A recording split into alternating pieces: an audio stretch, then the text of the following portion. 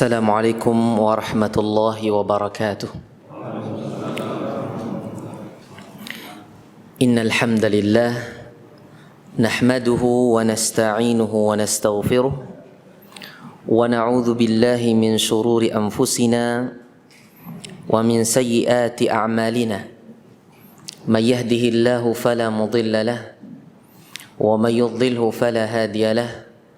وأشهد أن لا إله إلا الله وحده لا شريك له وأشهد أن محمدا عبده ورسوله يا أيها الذين آمنوا اتقوا الله حق تقاته ولا تموتن إلا وأنتم مسلمون أما بعد فإن أصدق الحديث كتاب الله وخير الهدي هدي محمد صلى الله عليه وعلى آله وصحبه وسلم وشر الأمور محدثاتها وكل محدثة بدعة وكل بدعة ضلالة وكل ضلالة في النار. Hadirin dan hadirat, bapak-bapak, ibu-ibu, saudara-saudari, adik-adikku dan anak-anakku jamaah salat maghrib dan kajian di Masjid Al-Burhan Surabaya yang dirahmati Allah Subhanahu wa taala.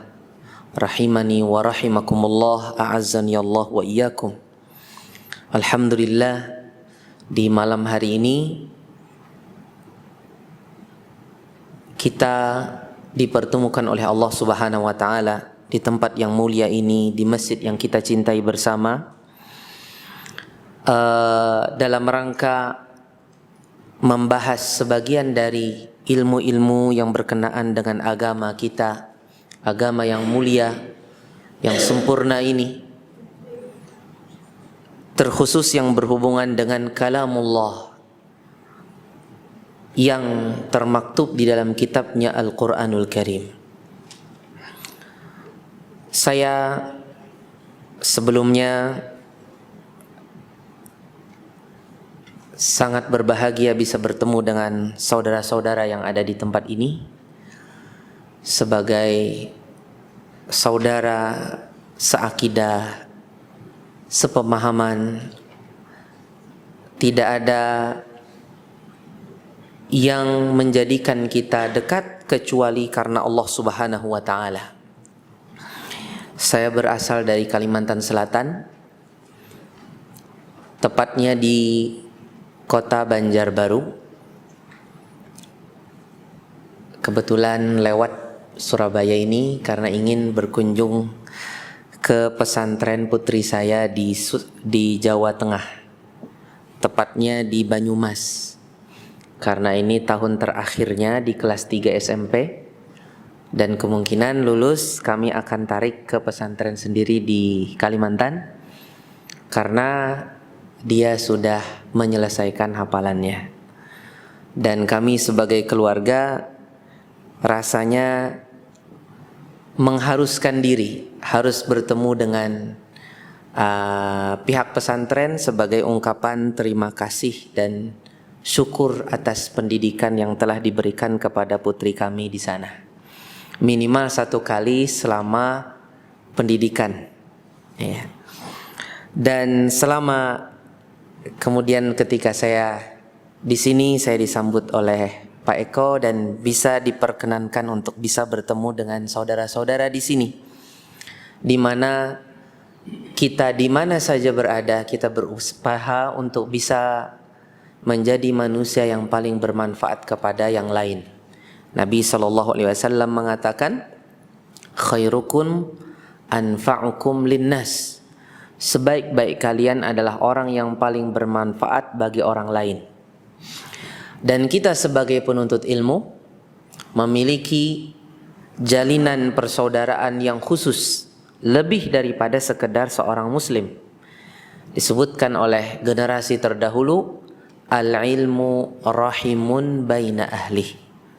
Ilmu itu adalah tali persaudaraan di antara penuntutnya.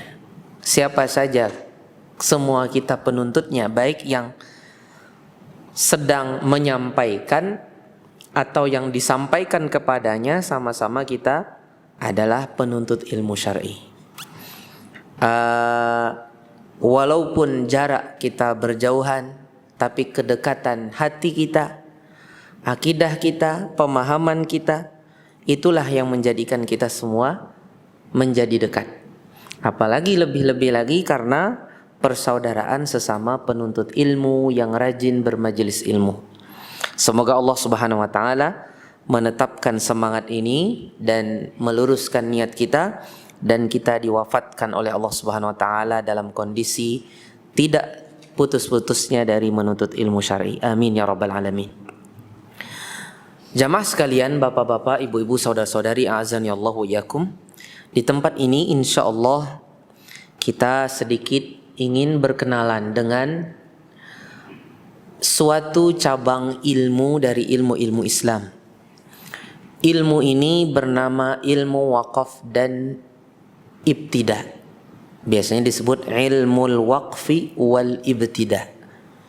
Kayak ilmu an-nahwi was-sarf gitu ya. Ada ilmu an-nahwi was-sarf. Umpamanya ada ilmu tafsir wa usulihi. Nah, sekarang ada ilmul waqfi wal ibtida. Ilmu ini sebenarnya dia bagian dari ilmu yang berhubungan dengan Al-Quran atau ulumul Quran. Ulumul Quran banyak sekali macam-macamnya. Ada ilmu at-tafsir, ada ilmu qawaidut tafsir, ada ilmu qawaidut tarjih fit tafsir, ada ilmu muskilil Quran, ada ilmu gharibil Quran, ada ilmu qiraat, ada ilmu al-isnad fil qiraat, ada juga ilmu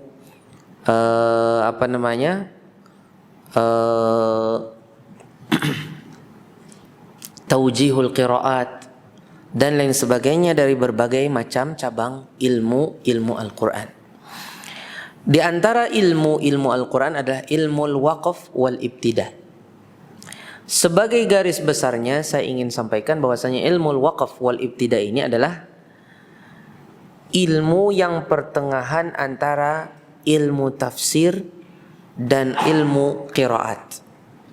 Jadi kalau ada ilmu tafsir yang berkenaan tentang membahas makna daripada perkataan Allah, ilmu qiraat yang membahas tentang bagaimana membaca Al-Quran, pertengahan di antara keduanya itu adalah ilmul waqfi wal ibtida, di mana ada terkait dengan tafsir juga, ada juga satu sisi terkait dengan ilmu membaca Al-Quranul Karim.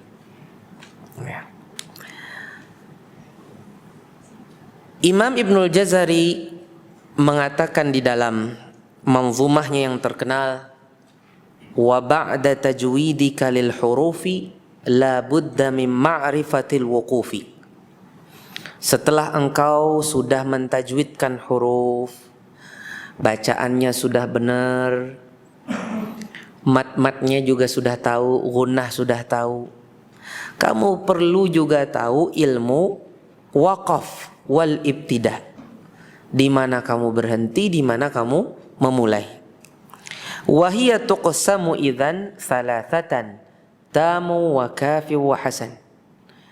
Di mana waqaf ini terbagi menjadi 3. Ada waqaf tam, ada waqaf kafi, ada waqaf hasan. Wa hiya lima tamma fa illam yujadi ta'alluqun aw kana ma'nan fabtadi fattamu. Adapun yang sempurna maksudnya yang tidak ada hubungannya dari sisi apapun, baik dari sisi lafaz, keterkaitan kata dalam ilmu nahwu, atau dari sisi makna, enggak ada keterkaitannya dengan yang setelahnya, maka waqaf di situ, berhenti di sana, namanya adalah berhenti yang tam, waqaf tam. Kemudian setelah itu ada yang kafi. Yang kafi itu adalah yang hubungannya dengan setelahnya dari sisi makna. Ada hubungannya dengan setelahnya dari sisi makna. Tapi dari sisi keterkaitan kata secara ilmu nahu tidak ada. Tapi secara makna ada masih. Ini masih membahas ini, masih membahas itu. Tapi kalau diputus dengan sebelumnya, ya nggak ada masalah juga. Artinya dari sisi kata-katanya tidak ada sambungannya. Cuman secara makna masih ada hubungannya.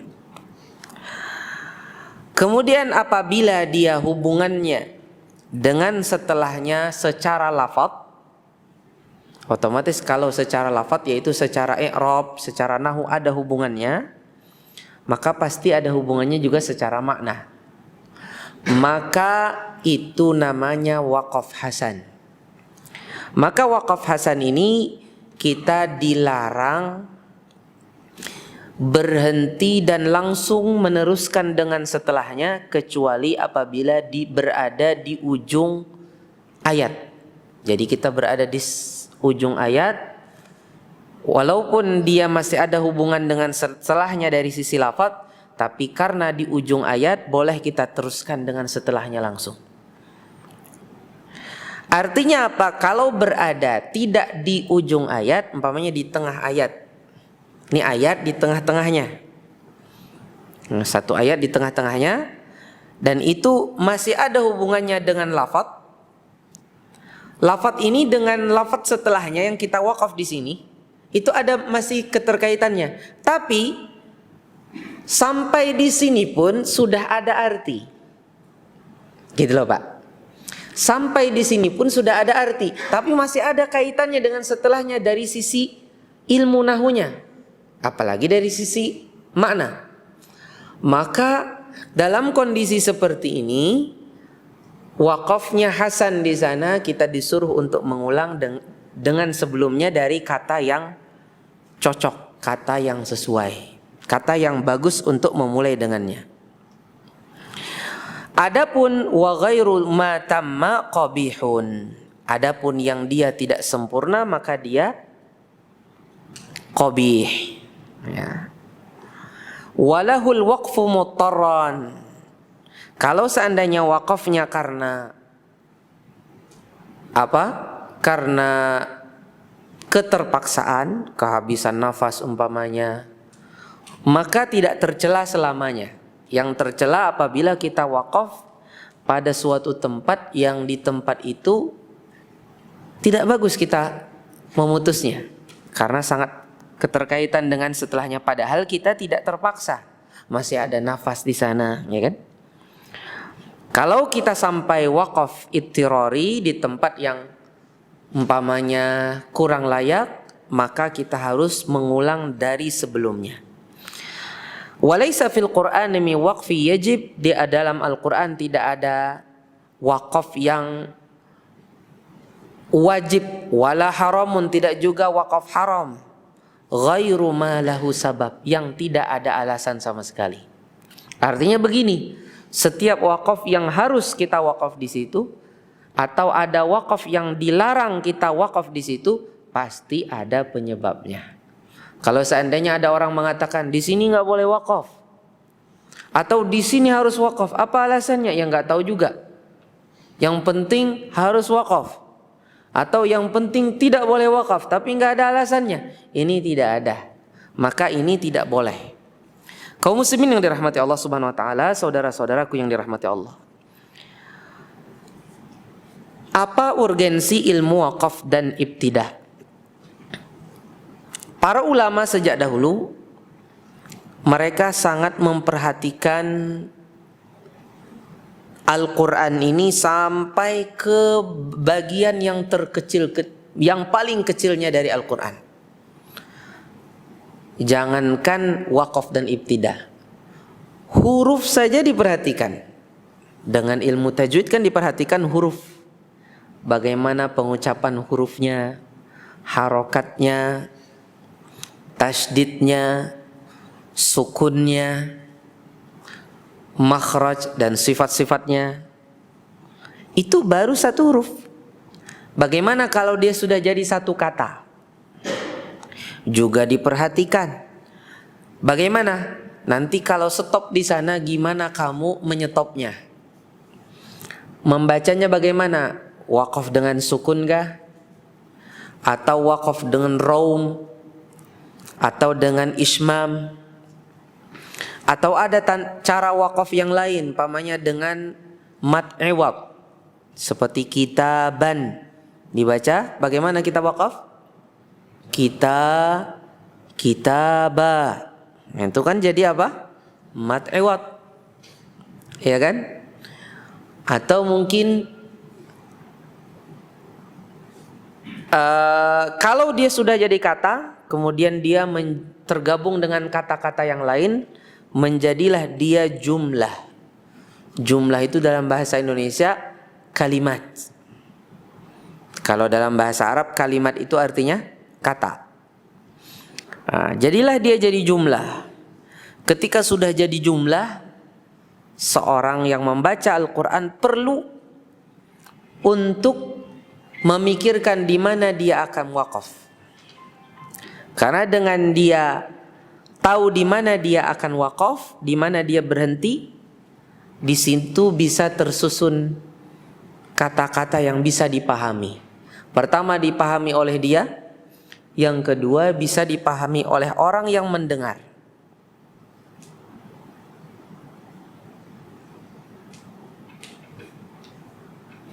Kalau dia tahu di mana dia berhenti, dia juga harus tahu di mana dia memulai. Itulah yang disebut dengan ibtidah. Kedua-duanya adalah perkara yang sama-sama penting. Kita tahu musuh-musuh Islam sangat menginginkan untuk merusak akidah kita umat Islam. Makanya mereka tidak pernah terputus ingin merubah-rubah Al-Quran. Makanya ada lembaga orientalis, perkumpulan orientalis di luar negeri, di Inggris dan di berbagai daerah.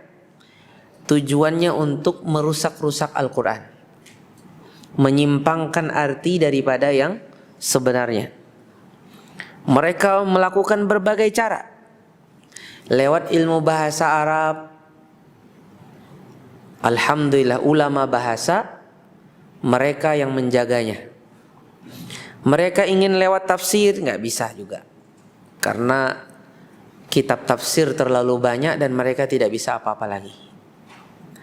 Mereka ingin dari ilmu qiraat, tidak bisa juga, ahli qiraat banyak. Mereka ingin melalui berbagai cara untuk merusak Al-Quran ini di tengah umat, ya. Tidak sampai satu hari sudah langsung ada yang tahu dan akan diteriakin di waktu itu juga mereka akan dihujat. Mungkin kita pernah dengar baru-baru ini beberapa Al-Quran yang ada dirubah oleh beberapa lembaga, ya. Dan ini kayaknya di luar negeri. Kalau nggak sengaja ada, tapi ada yang terlihat sengaja. Khususnya itu yang ada di aplikasi, ada yang salah di dalam tulisannya. Dan salahnya salah total, betul-betul salah. Pembuat aplikasi non-muslim, ya kan? Sehingga wajar apabila disuudzoni. Ketika itu juga diketahui dan segera umat Islam memprotesnya dan segera aplikasi itu diperbaiki. Artinya penjagaan Al-Quran ini sudah menjadi janji Allah. Allah mengatakan dalam surah Al-Hijr ayat 9, Inna nahnu nazzalna dzikra wa inna lahu lahafizun. Sungguh kami, kata Allah, menurunkan Al-Quran yang menjadi peringatan ini secara berangsur-angsur, dan sesungguhnya kamilah zat yang akan menjaganya.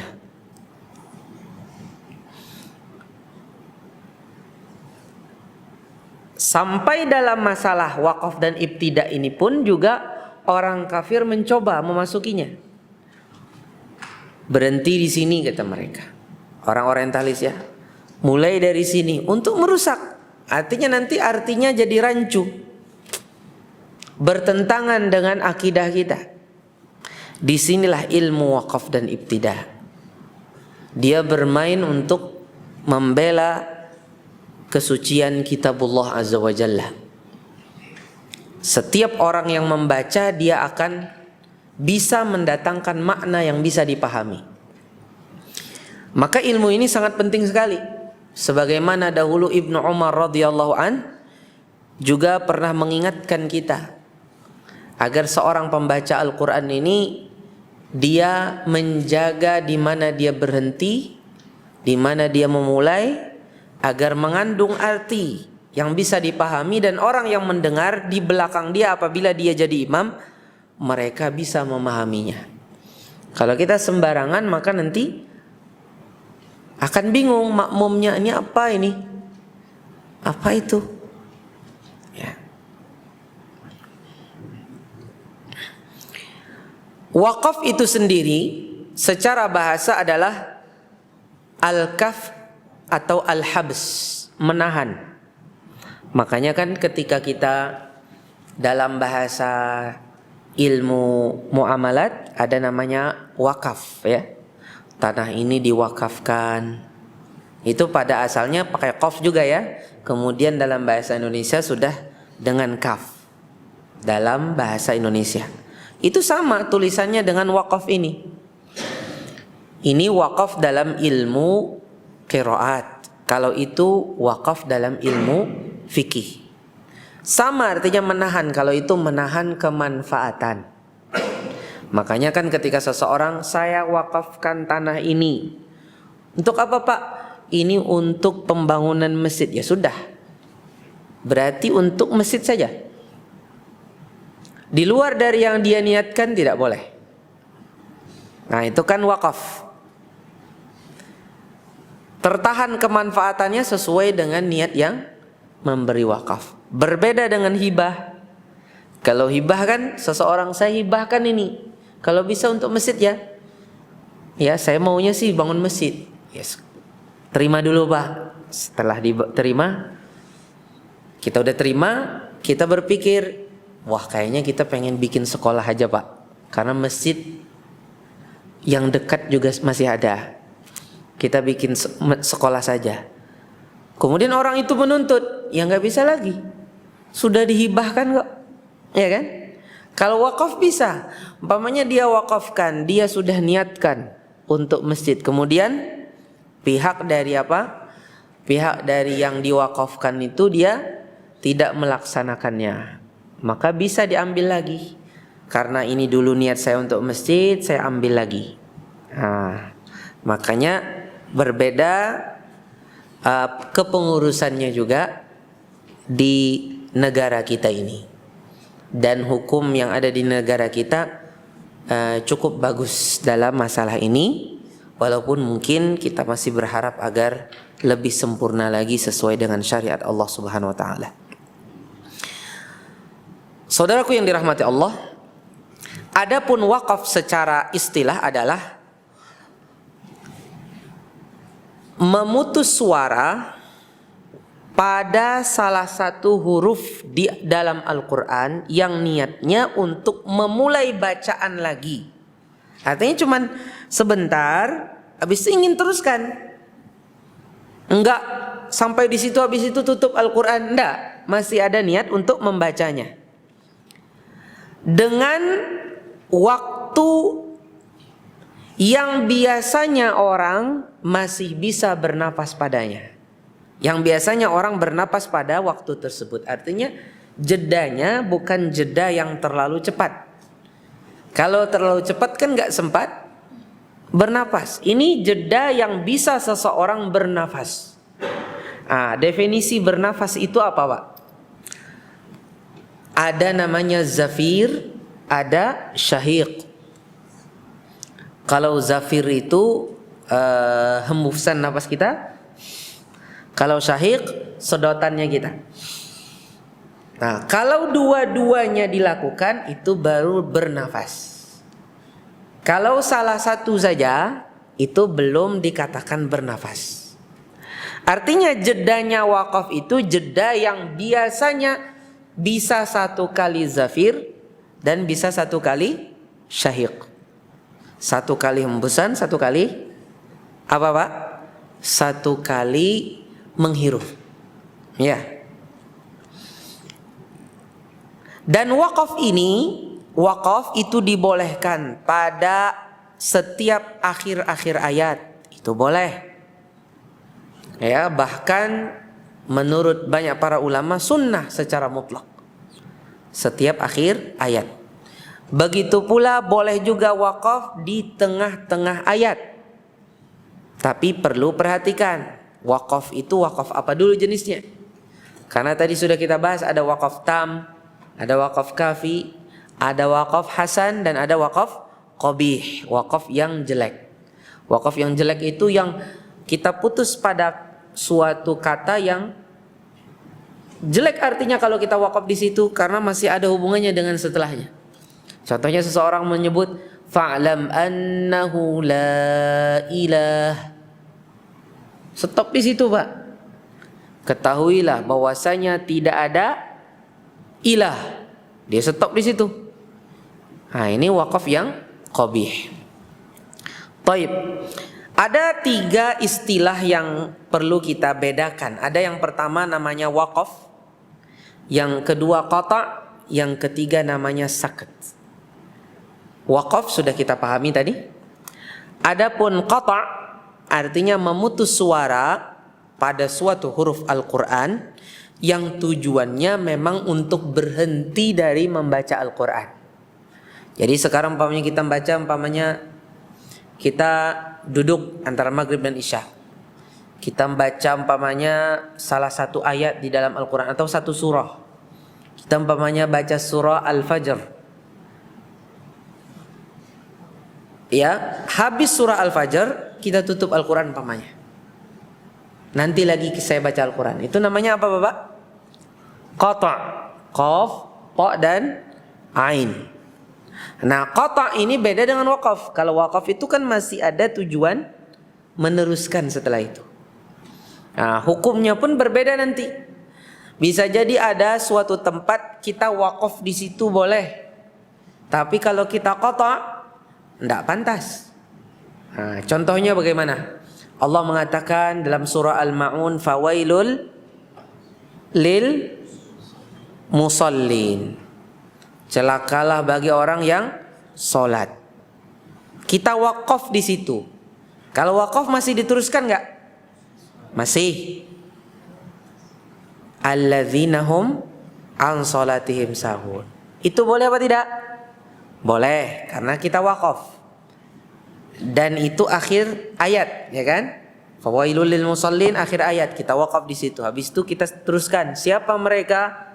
Mereka adalah yang demikian-demikian. Alladzina hum an salatihim sahun. Mereka lalai dari salatnya. Nah, kemudian ada orang baca fawailul lil musallin. Habis itu dia langsung takbir Allahu akbar ruku. Boleh apa tidak? Tidak boleh, karena ini qata'. Artinya hukum sesuatu yang mungkin dia bisa wakaf belum tentu dia bisa qata' di situ. Betapa banyak hal ini di dalam Al-Qur'anul Karim. Ya. Contohnya lagi, Allah mengatakan alladzina hum walladzina hum li furujihim hafizun. Mereka orang-orang yang menjaga kemaluannya. Habis itu kita wakaf. Kemudian disebut illalladzina illa ala azwajihim aw ma malakat aymanuhum fa innahum ghairu malumin. Di situ wakaf sampai walladzina hum li furujihim hafizun. Boleh apa tidak? Boleh. Pengecualiannya nanti kita baca. Kalau kita qata', boleh apa tidak? Tidak, berarti nanti konsekuensinya apa? Berarti kita tidak menghalalkan menikah. Tidak menghalalkan semuanya. Berarti nggak boleh sama sekali. Bukan ya, zina, apalagi menikah pun juga Tidak boleh. Tapi di sini kan dihalalkan, kecuali kepada istri-istri kalian, kemudian budak-budak wanita kalian. Ya. Kaum muslimin yang dirahmati Allah Subhanahu wa taala. Kemudian yang ketiga, jadi kalau qata, syaratnya qata itu dia harus di akhir ayat. Maksudnya di akhir, di penghujung ayat. Dan juga syarat kedua, harus tidak ada keterkaitan yang kuat dengan yang setelahnya. Kalau ada keterkaitan kuat dengan setelahnya, maka qata itu tidak pantas, seperti yang tadi kita sebutkan. Jadi tidak boleh qata di tengah ayat. Umpamanya kita membaca Alhamdulillah Rabbil Alamin, enggak dibaca, ya kan? Mestinya kita sampai Alhamdulillahi Rabbil Alamin. Ya, itu baru ujung ayat, bukan di tengah ayat. Adapun sakta itu adalah memutus suara pada huruf di dalam Al-Quran dengan niat untuk memulai bacaan setelah itu lagi dengan jeda yang biasanya seseorang tidak bisa bernapas padanya. Tadi sudah kita pahami, bernapas itu harus ada zafir dengan syahiq. Mungkin kawa bukan bahasa Banjar keluar. Mohon maaf yang dari Surabaya. Keluar dari saya tadi bahasa daerah saya. Mungkin bisa seseorang mungkin bisa saja dia di waktu itu kayak menghirup. Syahiqnya bisa. Atau satu kali zafir, tapi dia tidak bisa kedua-duanya. Ya, saktah di dalam, berarti saktah ini seperti waqaf. Ya, wasaktu kal waqfi li kullin qad nuqil hatman wa illam tarum fa mithla ma tasil. Nah, hukum saktah ini mirip seperti hukum waqaf. Ya.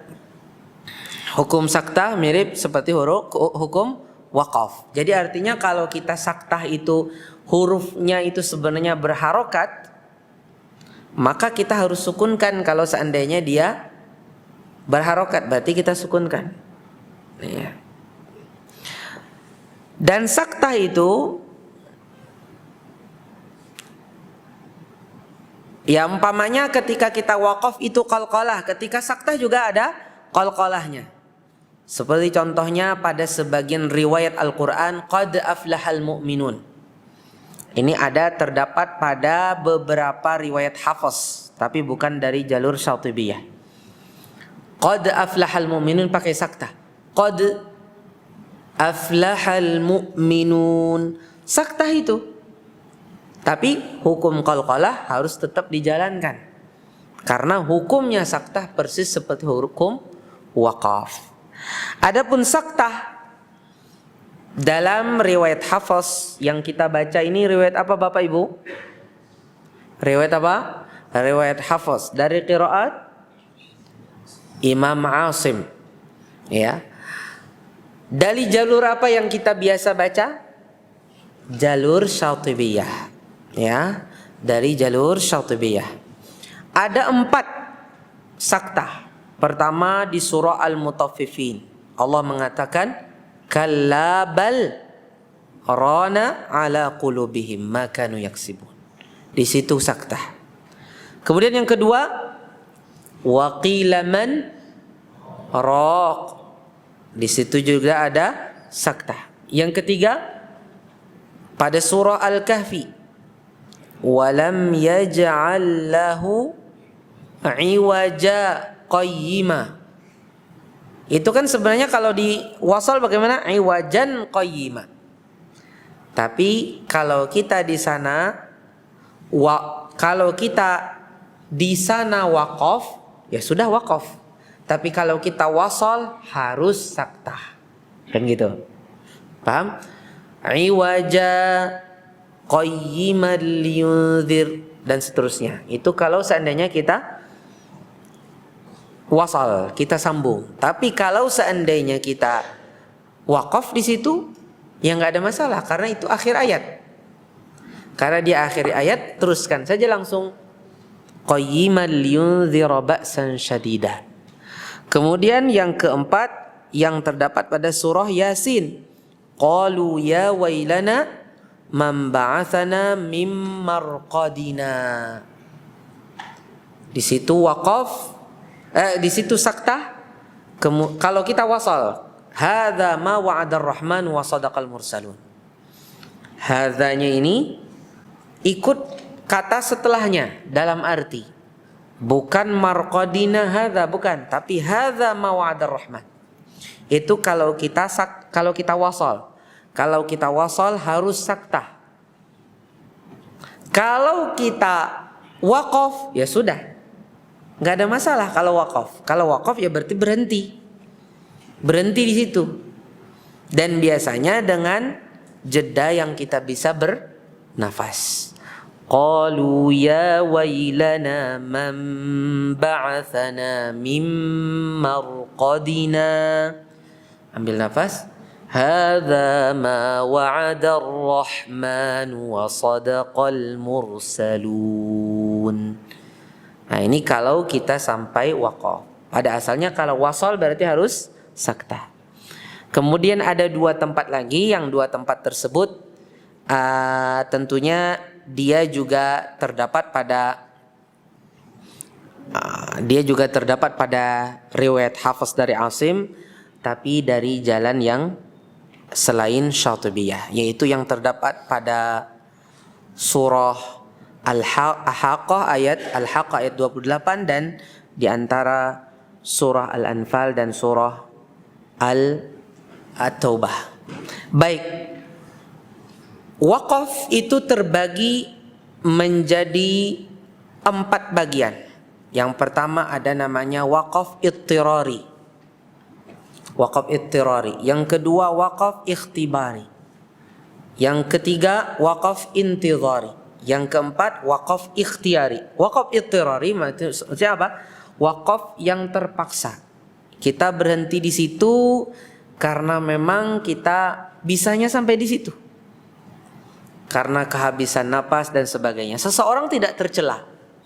Tapi bagaimanapun, kalau seseorang sudah tahu nafasnya itu pendek, maka dia harus mempelajari ilmu waqaf dan ibtidah sehingga dia bisa lebih selamat daripada sebelumnya. Jangan hanya beralasan saya napas pendek, berarti saya waqaf di mana saja, nggak bisa. Dia juga tetap harus belajar ilmu waqaf dan ibtidah dari gurunya. Wahai guru, sudah betulkah saya berhenti di sini? Ya. Dia perlu menanyakan hal itu dan belajar. Kemudian yang kedua waqaf ikhtibari. Waqaf ikhtibari itu adalah waqaf yang tujuannya untuk mengetes, Pak. Artinya umpamanya di hadapan kita ini ada murid kita. Kamu stop di situ. Kalau kamu stop di sini, bagaimana cara membacanya? Jadi itu tujuannya untuk ngetes. Biasanya waqaf ikhtibari ini tujuannya untuk mengetahui murid ini bisa nggak ketika di stop di situ membaca ujung kata. Yang ujung kata itu mungkin punya kekhasan yang berbeda dengan yang lain. Coba kamu waqaf di tempat ini, ternyata muridnya tidak bisa.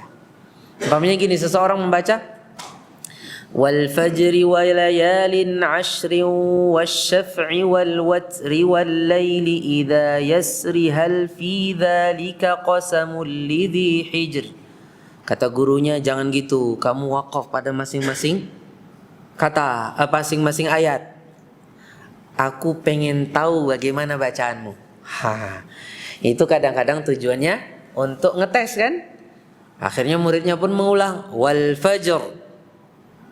Udah benar kata gurunya. Walayalin 'ashr. Loh, kok roknya tipis kata gurunya? Tujuannya untuk apa, Bapak? Untuk mengetes. Atau mungkin dari sudut yang lain, bukan hanya dari sisi bacaan. Mungkin dari sisi arti, tujuannya pengen tahu. Tahu nggak murid ini?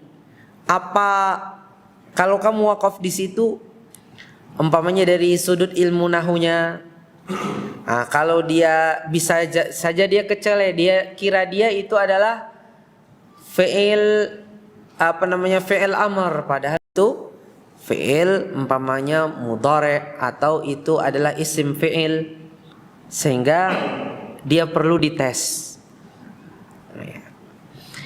Kemudian ada lagi wakaf yang ketiga adalah wakaf intidhari. Wakaf intidhari itu tujuannya untuk menunggu, Pak. Jadi umpamanya ada seorang murid, biasanya begini, wakaf intidhari itu pada tempat-tempat yang di situ ada beberapa pilihan cara membacanya di dalam riwayat yang sedang kita baca.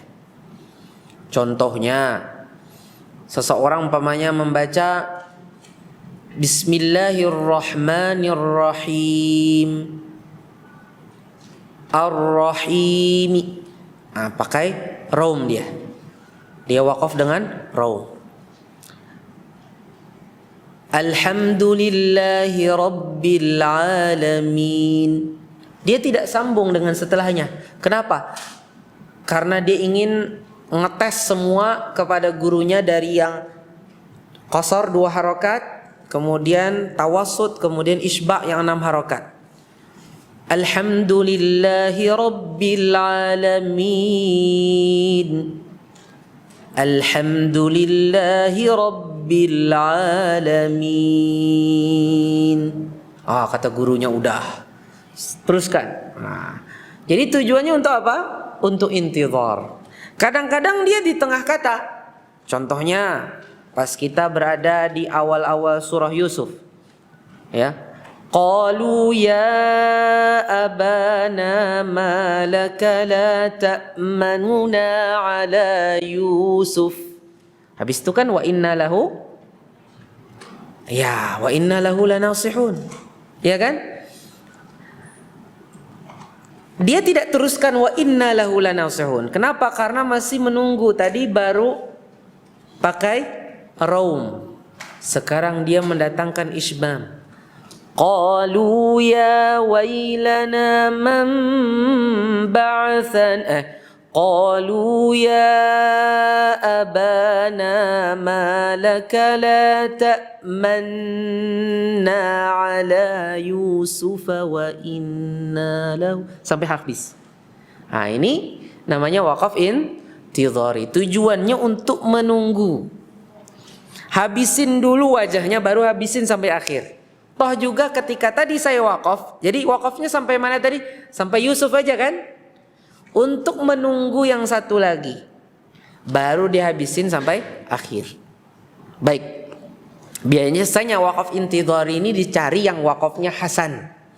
Artinya masih mengandung makna di situ walaupun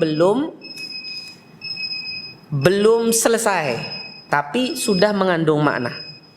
Kemudian yang keempat adalah wakaf ikhtiyari. Wakaf ikhtiyari ini adalah wakaf yang seseorang bersengaja melakukannya. Artinya bukan karena keterpaksaan. Dan inilah yang akan kita bahas nanti. Apa saja model-modelnya. Biasanya ketika membahas wakaf, pembahasannya yang keempat ini, yaitu wakaf ikhtiyari. Ini yang nanti terbagi menjadi tam, kafi, hasan. Kemudian yang dilarang adalah wakaf qabih. Wallahu ta'ala a'lam wa barakallahu fikum. Gimana? Dengarkan adzan. Ya.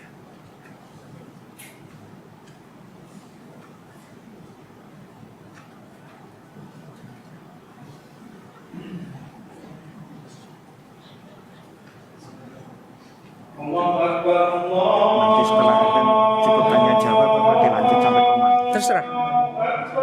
Mungkin tanya jawab selesai koma. Udah. 10 menit. Ya. Saya sempurnakan sedikit aja lagi. Oke.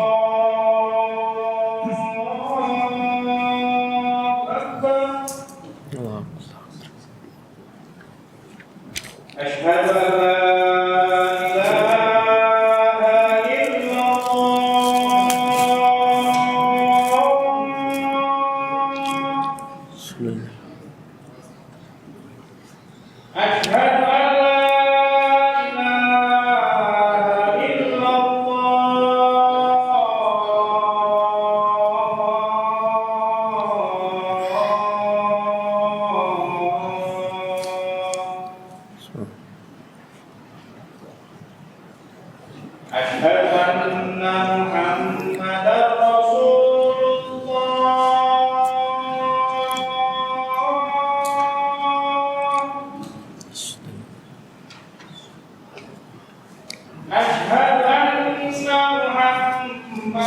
رسول الله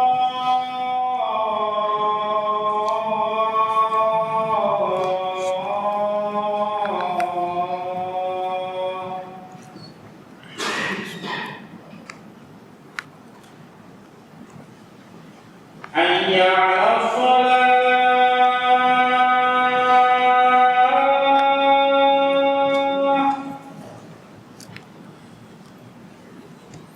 حي على الصلاة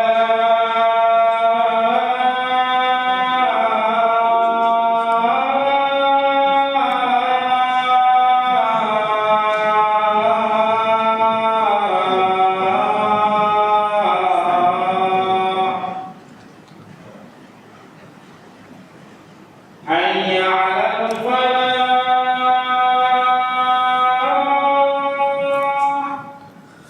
La haula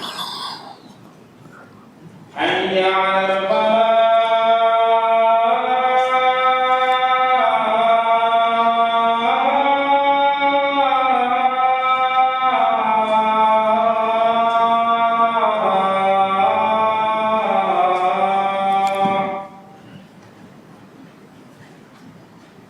الله أكبر الله أكبر لا إله إلا الله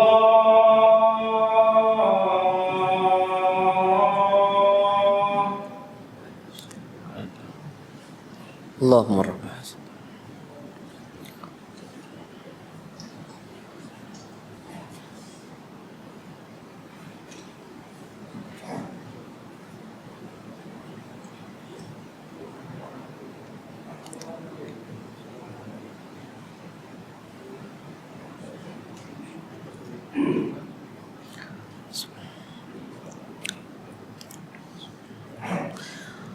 Hadirin dan hadirat, saudara-saudari jamaah sekalian yang dirahmati Allah Azza wa Jalla.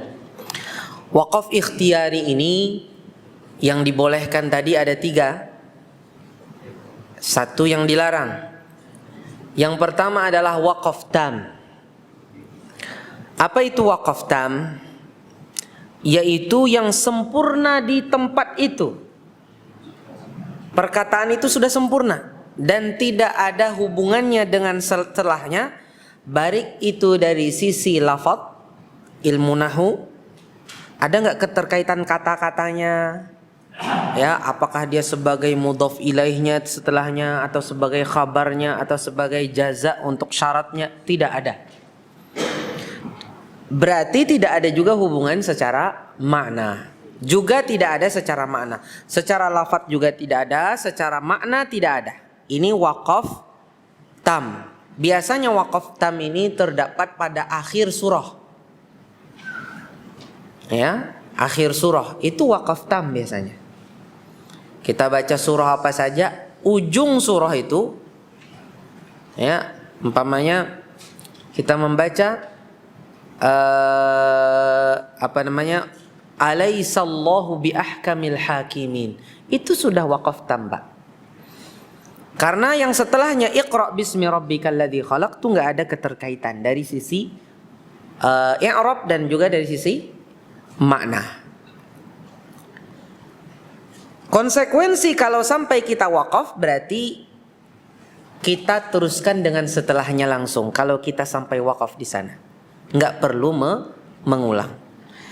Adapun wakaf kafi adalah sempurna juga, tapi masih ada keterkaitan dengan setelahnya dari sisi makna. Contohnya, Allah mengatakan dalam surah As-Saffat, wa innakum latamurruna alaihim musbihin. Itu ujung ayat. Wa billail afala ta'qilun.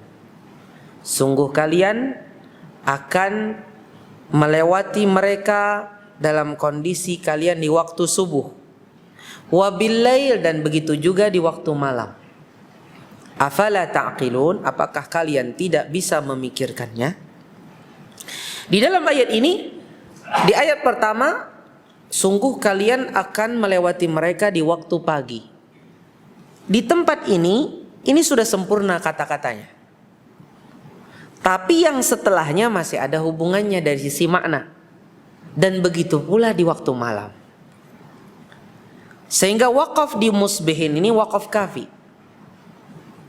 Kalau kita wakaf wabil lail itu wakaf tam. Karena yang setelahnya nggak ada hubungan. Itu pertanyaan, afala ta'qilun, apakah kalian tidak mau berpikir?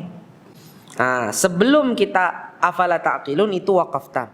Kalau musbihin ini wakaf kafi. Bagaimana hukumnya? Kita wakaf, kalau sampai wakaf di sana, kita juga bisa meneruskan dengan setelahnya. Cuman perlu diketahui wakaf kafi di bawah wakaf tam. Artinya wakaf tam itu ya ada yang kita tuh karena sudah sangat erat, sudah sangat terputus, kita tercela kalau sampai kita sambung. Ya. Biasanya di ujung-ujung kisah itu wakaf tam. Kisahnya sudah selesai, kemudian datang kisah berikutnya. Ya, tercela kalau sampai seseorang menyambungnya karena kita ingin membeda-bedakan kisah-kisah yang berbeda-beda di dalam Al-Quran. Kemudian yang ketiga adalah wakaf hasan. Tadi kita sudah singgung, yang dengan setelahnya ada hubungan dari sisi lafaz, i'rab, nahu, begitu pula dari sisi makna. Akan tetapi di tempat itu sendiri dia sudah mengandung makna, walaupun masih ada hubungan dengan setelahnya. Wakaf yang seperti ini disebut wakaf hasan. Contohnya kita membaca alhamdulillahi rabbil alamin. Kita membaca alhamdulillah, itu wakaf hasan. Tapi nggak bisa kita langsung rabbil alamin. Perlu diulang dulu lillahi rabbil alamin. Ya. Minimal mengulang lillahi rabbil alamin kalau bukan dari alhamdu.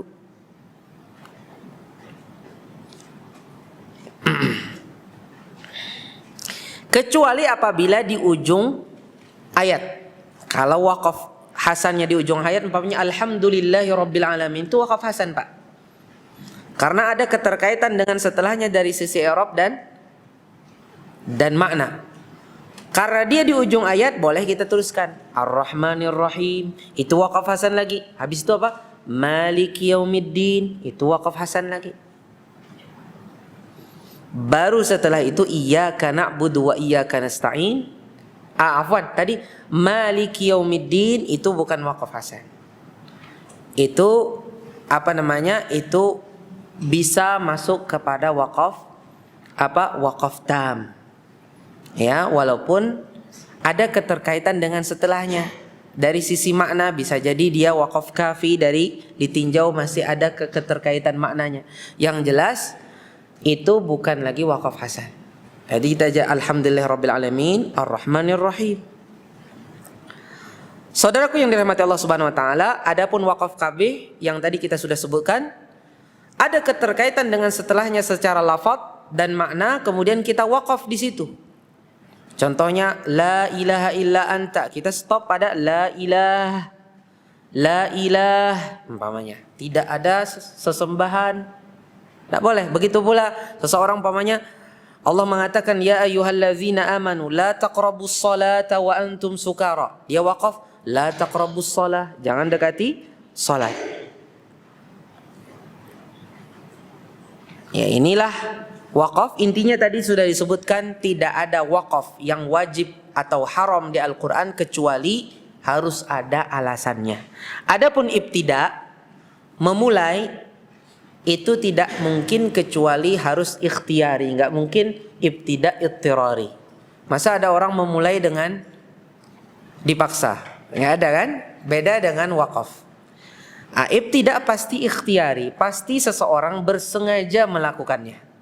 Dia sendiri yang memilih, dia yang menghendakinya. Dan ibtida ini tentunya harus juga melakukannya pada tempat yang pantas. Jangan sampai ibtida dengan sembarangan. Dan sebelumnya bada, memulai itu ada dua. Ada bada hakiki, ada bada idhafi. Bada hakiki itu adalah memulai membaca Al-Quran yang sebelumnya kita belum ada membaca Al-Quran. Nah, ini bada hakiki. Seperti contohnya kita duduk sekarang ingin baca Al-Quran. Dimulai dari mana? Dimulai dari awal pembahasan pamannya. Jangan di tengah-tengah pembahasan. Makanya jangan sampai di sini saya ingin ingatkan, jangan mengikat bacaan kita atau makro kita atau hizib kita dengan tanda-tanda juz atau tanda hizib. Karena betapa banyak tanda juz, tanda hizib, tanda ansof, nis, pertengahan, hizib, atau rubu' perempat hizib, itu banyak sekali yang tidak sesuai makna, tidak, kurang memperhatikan makna. Maka bagi kita hendaknya mencari makna yang mana kita sudah habis. Contohnya Bapak umpamanya hari ini tadi membaca surah Al-Kahfi. Bagi yang membaca surah Al-Kahfi, bagi yang memandang kesunahan membaca surah Al-Kahfi pada hari Jumat, umpamanya dia membaca di ujung dari juz 15. Nah, habis itu nanti beberapa jam lagi saya teruskan dari awal juz. Dari awal juz apa? Ada lagi tuh perkataannya, Khidir. Qala alam aqul laka innaka lan tastati'a ma'iya sabra. Apakah kita ibtidak di situ? Apakah kita waqaf sebelum itu? Tidak pantas. Mestinya kita habiskan ceritanya sampai habis cerita Nabi Musa dan Khidir. Baru nanti kalau ingin stop, nanti lagi kita baca cerita Dzulqarnain.